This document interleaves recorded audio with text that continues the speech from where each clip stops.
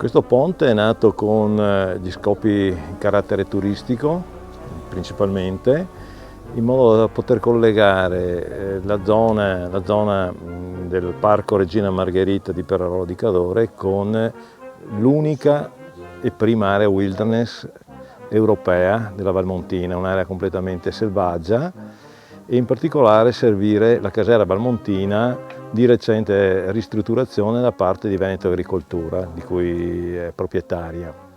Questo permetterà anche ai meno fortunati dal punto di vista dell'approccio alla montagna selvaggia di conoscerne la bellezza e di poter gustare anche tutte quelle caratteristiche selvagge che la foresta valmontina racchiude all'interno della foresta, che non è praticabile da tutti quanti.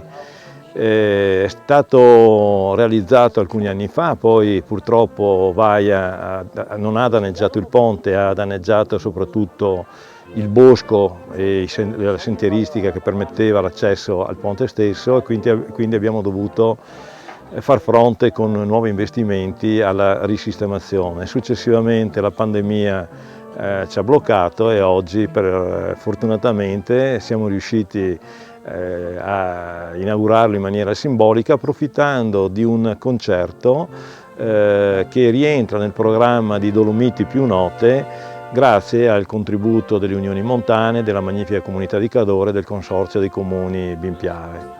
Ecco, un bel tesoro da far vedere anche in vista del 2026. Ma sicuramente chi lo attraversa gode innanzitutto della spettacolarità del ponte, perché ha una lunghezza di 101 metri e ha una profondità di 90 metri e aggetta soprattutto sul torrente Valmontina, che ha delle caratteristiche naturalistiche particolari.